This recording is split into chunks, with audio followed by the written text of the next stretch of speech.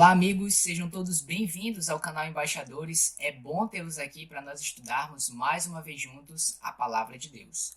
No vídeo de hoje, nós queremos dar continuidade ao estudo sobre os 7 selos do Apocalipse. Se você ainda não viu o vídeo anterior, você pode consultar aqui no nosso card para você pegar o início deste conteúdo. Nós já falamos sobre os 4 selos do Apocalipse, os famosos 4 cavaleiros do Apocalipse, e hoje nós vamos dar continuidade. Quero te convidar a ver comigo aqui na tela, que eu vou compartilhar com você aquilo que nós já estudamos até aqui, fazer um breve resumo, para você entender a partir daqui como nós vamos seguir.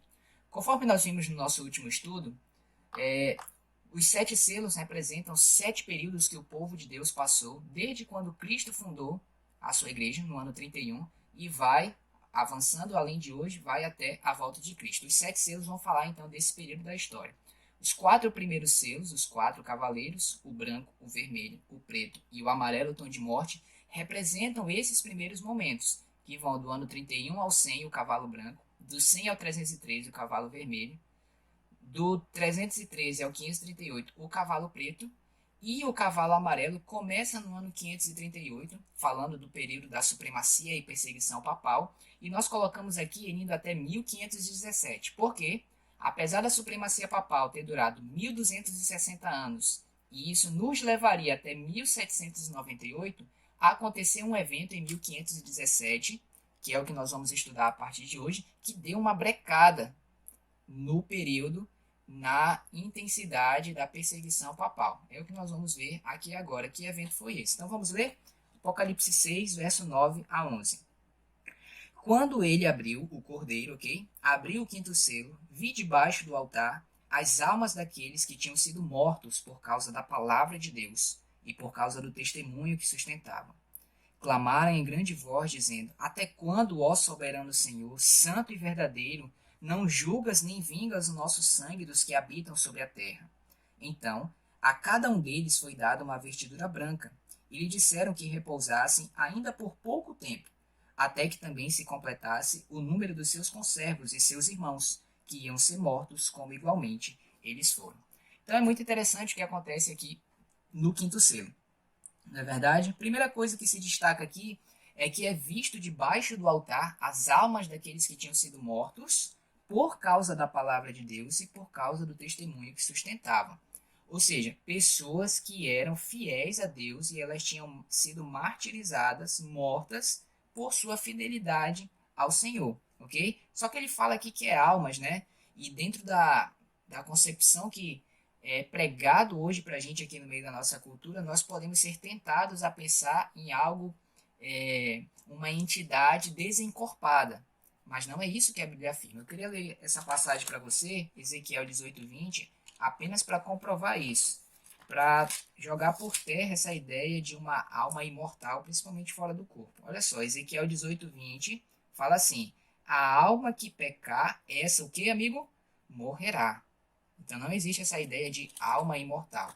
Ainda que você leia Gênesis capítulo 2, que é a origem da vida na terra, da criação, da humanidade, Gênesis 2, verso 7 fala: O Senhor Deus formou o homem do pó da terra e lhe soprou nas narinas o fôlego de vida, e o homem passou a ser alma vivente.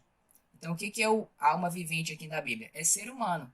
Tanto que Ezequiel 18:20 fala: a alma que pecar, essa morrerá. O ser humano que pecar, esse morrerá. Então, alma e ser humano dentro da Bíblia são sinônimos. Tudo bem? Então, ali em Apocalipse, no 5º selo, é uma linguagem, uma descrição simbólica que nós estamos vendo.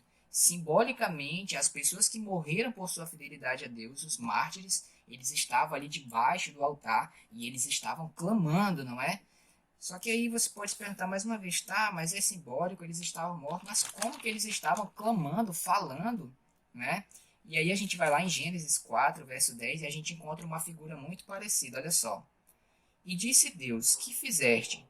A voz do sangue do teu irmão clama da terra a mim.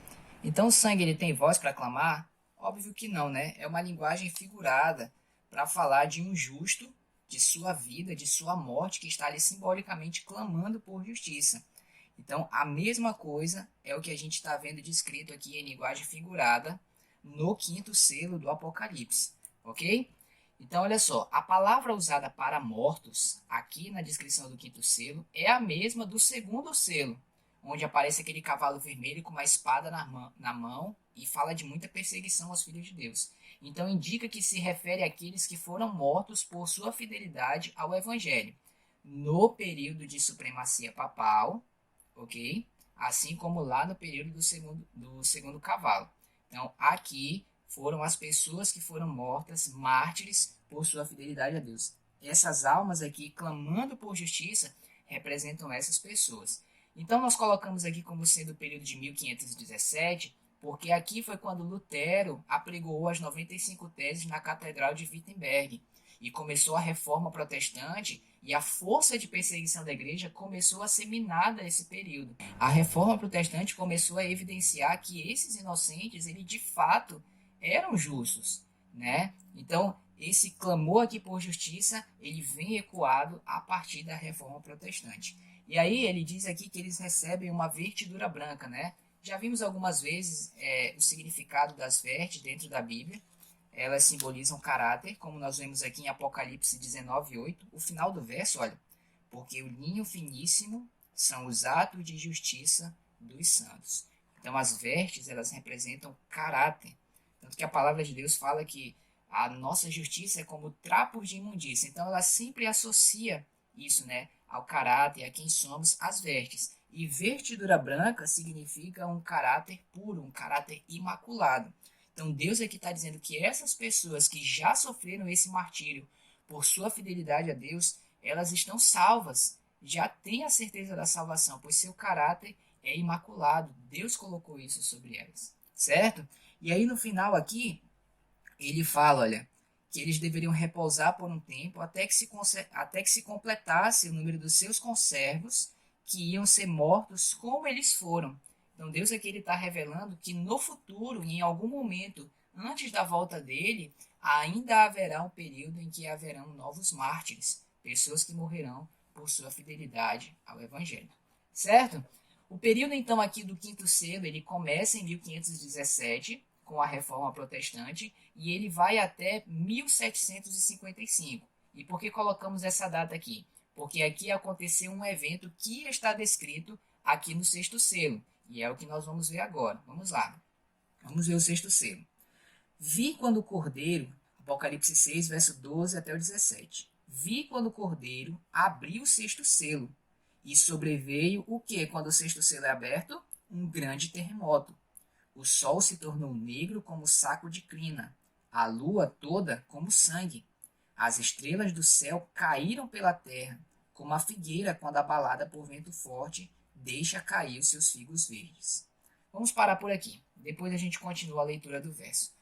Então, quando o cordeiro abre o sexto selo, acontece um grande terremoto. E se a gente for a partir daqui de 1517, nós vamos encontrar um grande terremoto acontecendo em 1º de novembro de 1755.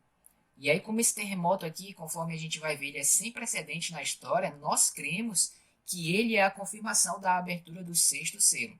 Então, olha só alguns relatos da época. Olha. Disse que o movimento desse terremoto foi ondulante, com uma velocidade média de 30 km por minuto. Uma grande onda varreu a costa da Espanha e se diz que atingiu 18 metros de altura em Cádiz, Portugal. Esse terremoto é conhecido como terremoto de Lisboa. Veja mais um relato. Um som de trovão foi ouvido por baixo da terra, e logo em seguida um violento abalo arruinou a maior parte de Lisboa. O mar retirou-se a princípio, deixando seca a barra, mas precipitou-se em seguida, levantando-se 15 metros acima de seu nível habitual. As serras maiores de Portugal foram abaladas como nos próprios fundamentos. Algumas delas se abriram em seus cumes, se fenderam e romperam de maneira assombrosa.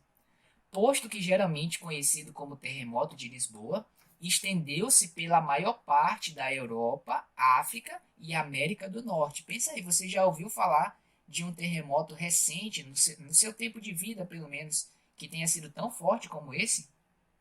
Foi sentido na Groenlândia, nas Índias, na Ilha da Madeira, Noruega, Suécia, Grã-Bretanha e Irlanda. abrangeu uma extensão de mais de 10 milhões de quilômetros quadrados. Na África, o choque foi quase tão violento como na Europa.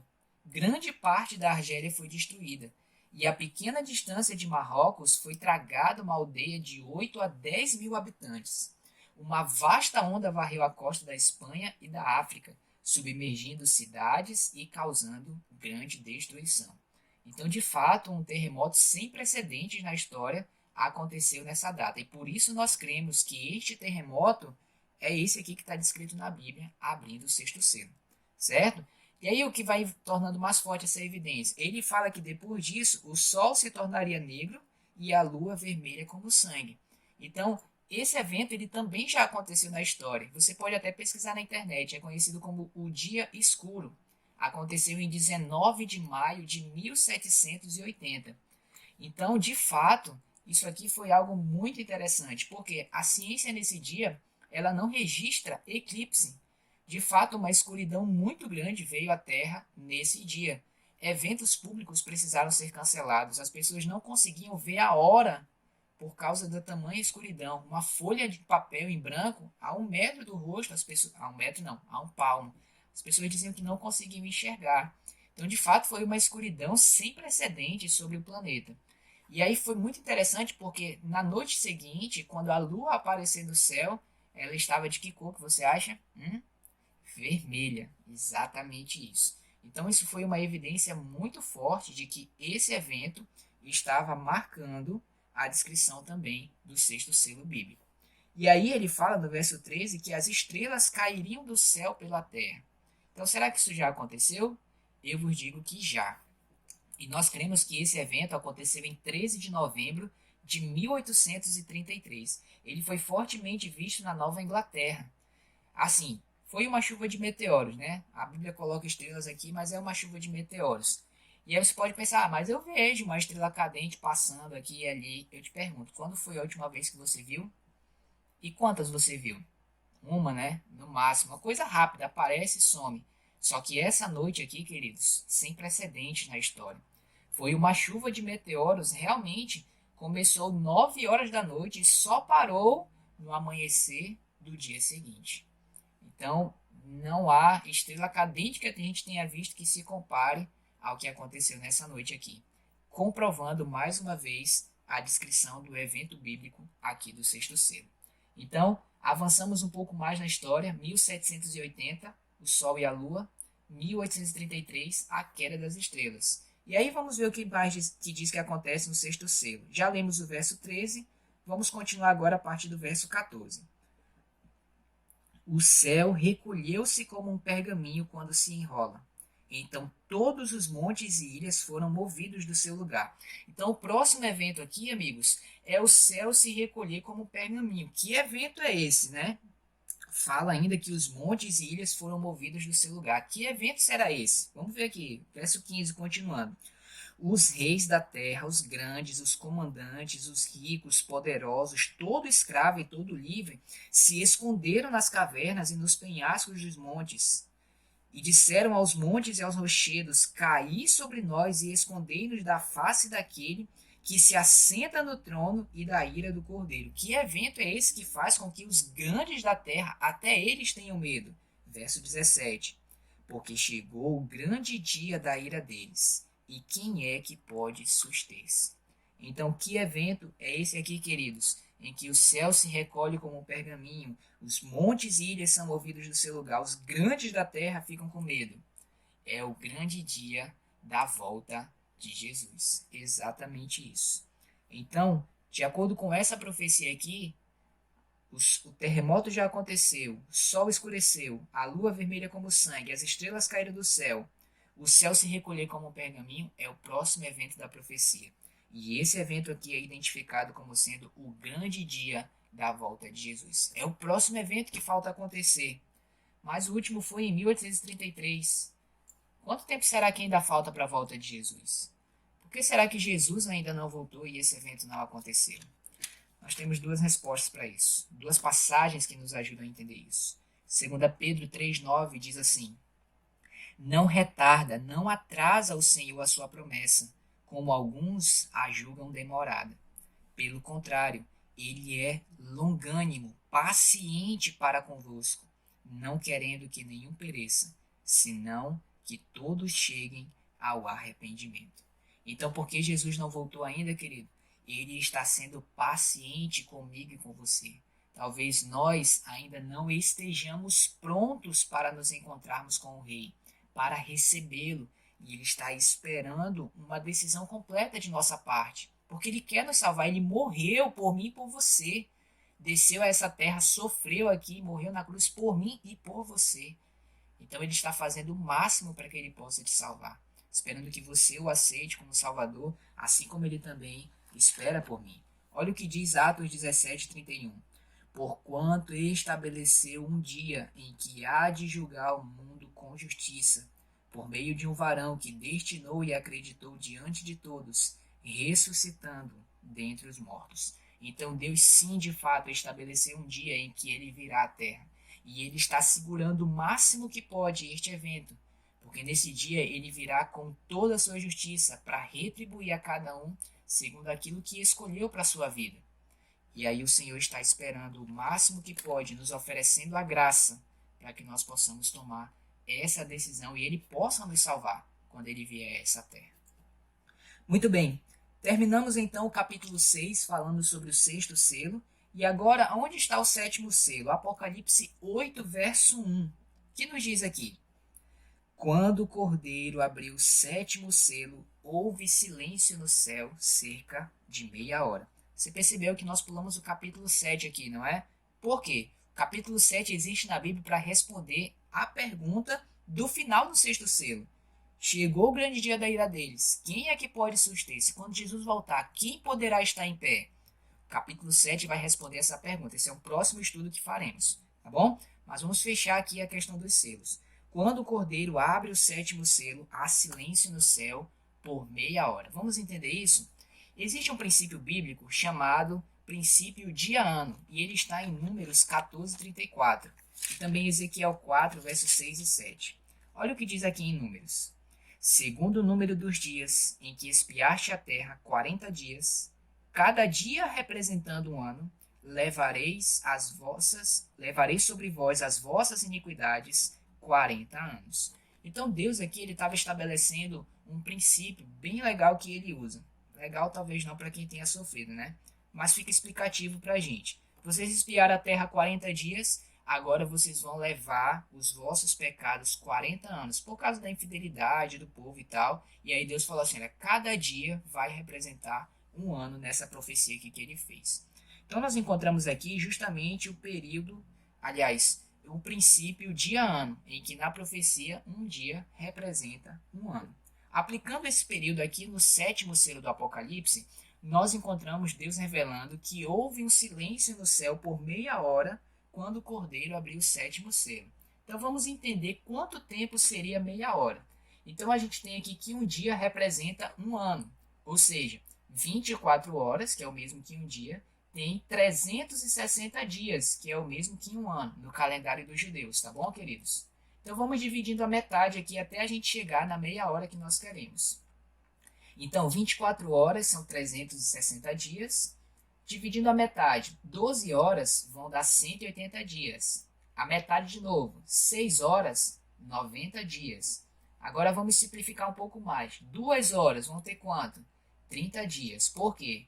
4 horas, se eu colocasse aqui, daria 60 dias, 6 horas, 90 dias. Então, 2 horas, 30 dias. A metade novamente, 1 hora, 15 dias. Meia hora daria o quê? Aproximadamente 7 dias. Então, a Bíblia fala aqui que há silêncio no céu por aproximadamente uma semana. E por que há esse silêncio no céu? Você lembra que o sexto selo ele terminou com o grande dia da volta de Jesus, o céu estava se abrindo e Jesus estava voltando para buscar seus filhos. E por que há silêncio no céu quando Jesus vem à terra? Mateus, capítulo 25, verso 31, pode nos ajudar a entender isso. Diz assim, olha, quando vier o Filho do Homem na sua majestade, e o quê? Todos os anjos com ele, então se assentará no trono da sua glória. Então é por isso que nós cremos que há esse silêncio no céu por cerca de uma semana, porque Jesus veio à terra buscar seus filhos e todos os seus anjos vieram com ele. O céu ficará vazio, Jesus virá em seu trono, o Pai virá junto com ele, o Espírito Santo já está aqui na terra conosco até a consumação dos séculos e todos os anjos virão junto com o Pai e com o Filho. Então é por isso que há esse silêncio no céu por meia hora. Queridos amigos, de acordo com essa profecia que fala da história do povo de Deus, desde o início da era cristã até a volta de Jesus, passando pelos nossos dias, o próximo evento dessa profecia é o céu se recolher como um pergaminho. É a volta de Jesus para buscar o seu povo. Você está se preparando para isso? Deus tem nos oferecido tempo de graça para que possamos escolhê-lo como Senhor de nossa vida, preparar o nosso caráter para ir para o céu.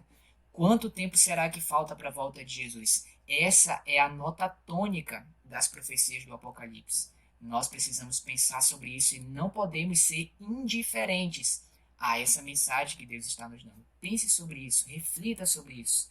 Tome uma decisão a respeito disso.